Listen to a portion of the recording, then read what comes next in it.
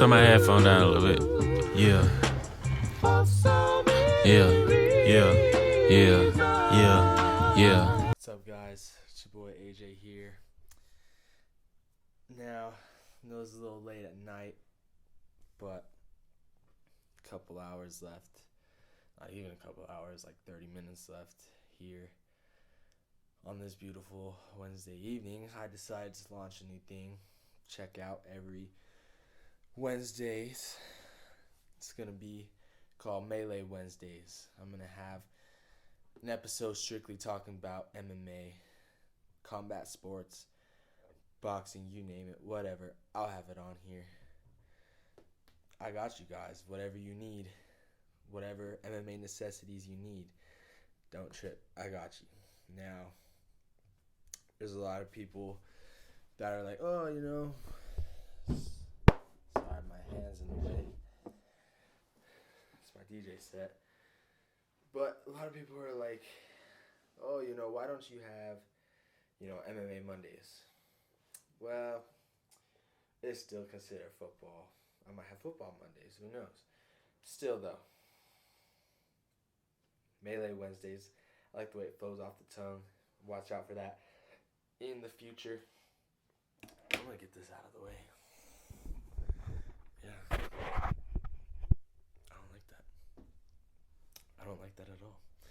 Anyway, like I said, watch out. Melee Wednesdays coming your way every Wednesday.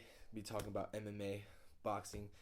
And for now, launching off this first ever Melee Wednesday, I'm going to talk about the fights that happened this past Friday between Chris Weidman and Dominic Reyes. Now, I got a picture of both these guys, as you can see down there. These guys are awesome. You know, Dominic Reyes is undefeated. You know, he was known as a knockout artist, although in his last fight against Volkan Oezdemir, it went the distance. Some people didn't think he won that fight. I personally think he didn't win that fight, but that's just me. I'm not taking away from anything that he's done. He's an amazing, accomplished fighter, and I like watching him fight. He's a true knockout artist, as you see. He knocked out Weidman this past weekend. Pull back, left hand. Weidman walked right into it. Almost didn't see it coming. You know, he pulled back. Weidman was charging forward, and after Weidman threw a punch, was the perfect time to throw it because that's when it landed like nothing. And then Weidman wasn't out cold from then. You know, he was still trying to regain his conscience and, you know, trying so hard to just stay calm because he's been in that situation many, many times. But two huge hammer fists landed for Reyes, closed the show, and he stays undefeated, still undefeated. Not undisputed because he's not the champion yet, but still, he was a great fighter. It was a great fight. You know, it was Weidman's first time moving up a weight class. He was former middleweight champion of the world, and he wanted a new beginning up here at 205.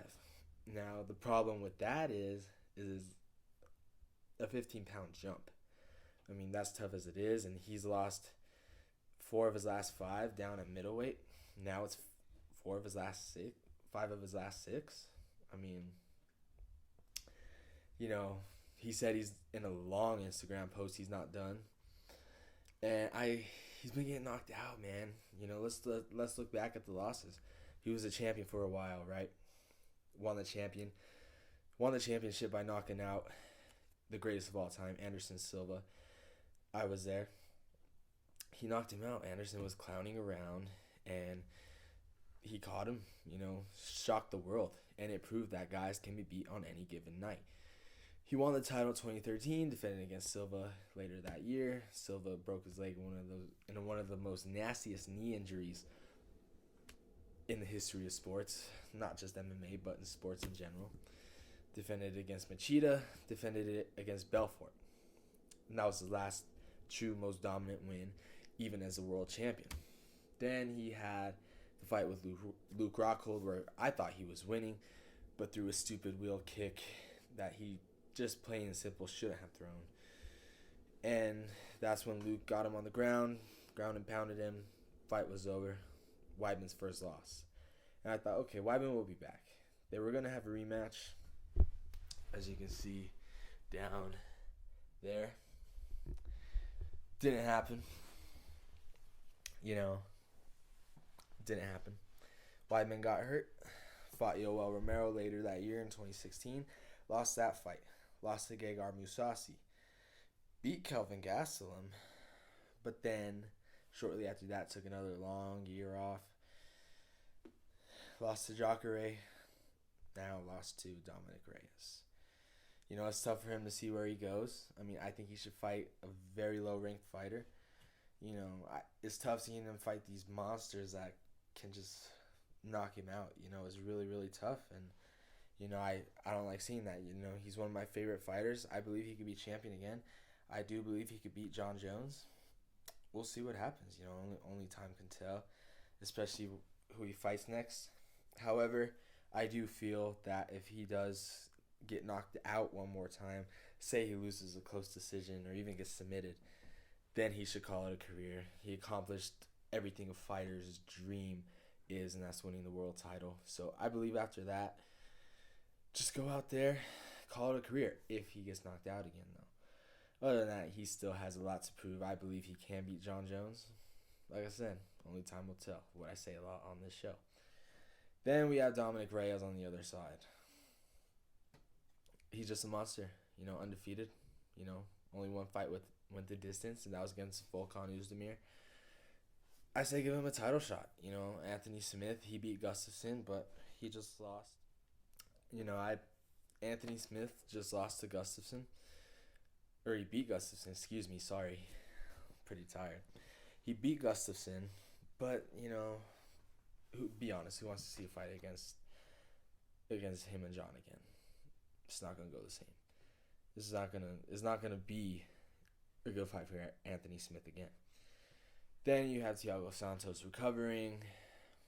I mean, if you look at the rankings, you got Johnny Walker, Corey Anderson fighting next Saturday night. I believe that's the fight to make, you know. That's really the fight to make. Reyes and Jones. You know, we all know Jon Jones don't want to fight him because he wants to get aroused for this fight. He says Dominic doesn't arouse him. And honestly, I can see that to a point, but let's be honest.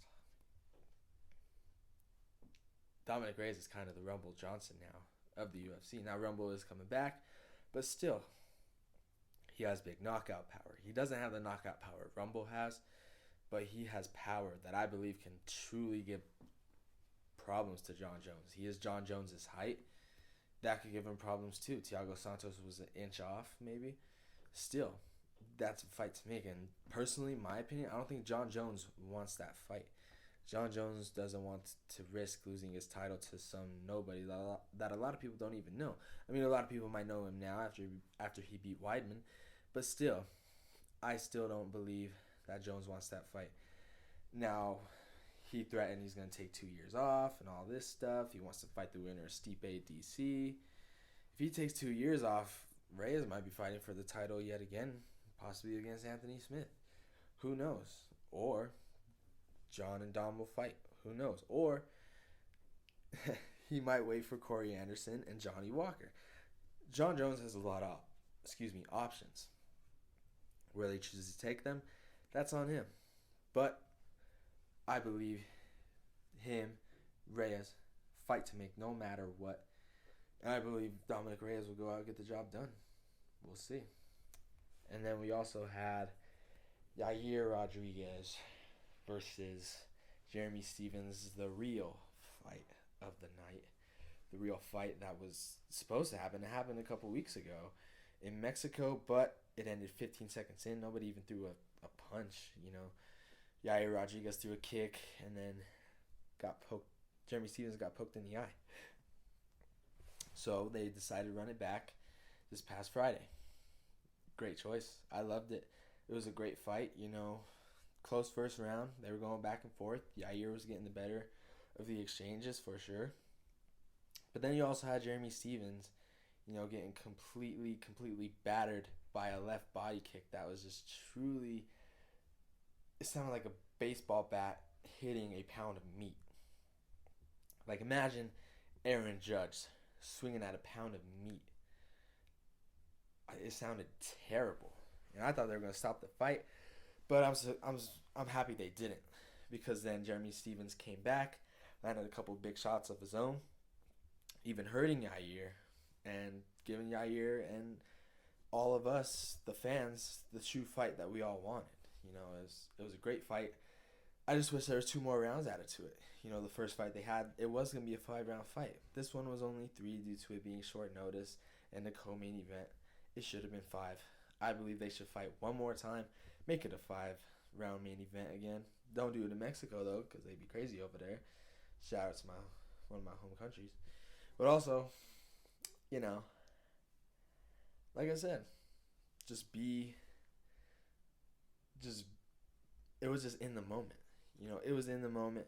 It was a spur in the moment. There was a lot of bad blood, and it was a very good fight.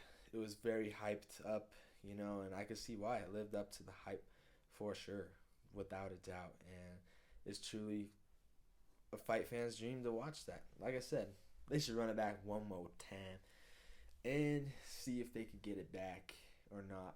5 rounds. We'll see. Yair, I don't know what he's going to do next.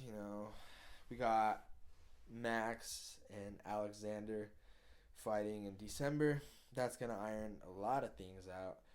Jeremy, I don't know. Like I said, honestly, until Max and Alex fight again, make a trilogy fight. Put them back in there one more time. Honestly, who wouldn't mind that?